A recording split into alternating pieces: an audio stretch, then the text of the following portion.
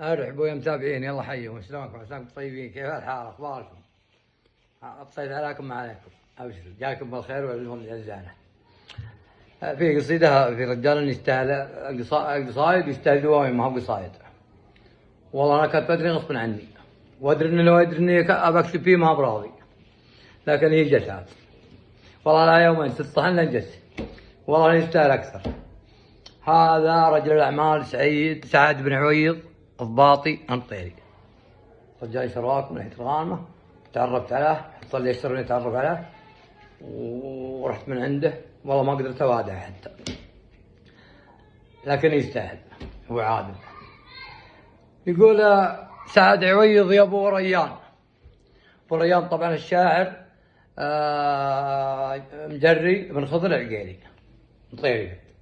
يقول سعد عويض يا ابو ريان، ما يقصر المدح من دونه، مثل مطيره والضبطان شهادة اللي يعرفونه. هذا ابو عادل كحيلان، جعل المساكين يفدونه. هذا هو المحزمه المليان، على الصعيبات ينصونه. سعد ورفيع الشان مع مصنخ يعدونه. سعد هرشنا شقران، الحمل تشتاله تونس. سعد رجح الميزان بالطيبه ما يجرون. سعد حصان وتليله احصان، سمعته بالطيبه مقرونه. معقبه مثل النسوان، الله يحفظها ويصونها. نشد انه وسيع ابطان، وضلع يذرون فركون الشعر والوزن والقيفان.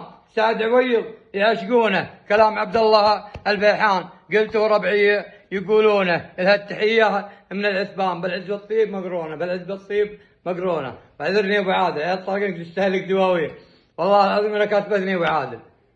تحياتي لك ابو عادل والمطير، ويا راسي وعيني، والله اني تشرفت بك وبركة ساعات. انتم ربعكم المطراني جيت عندكم في التمامه، بيض الله وجهكم، واعذروني كان حصل مني قصور ولا شيء. تحياتي لكم.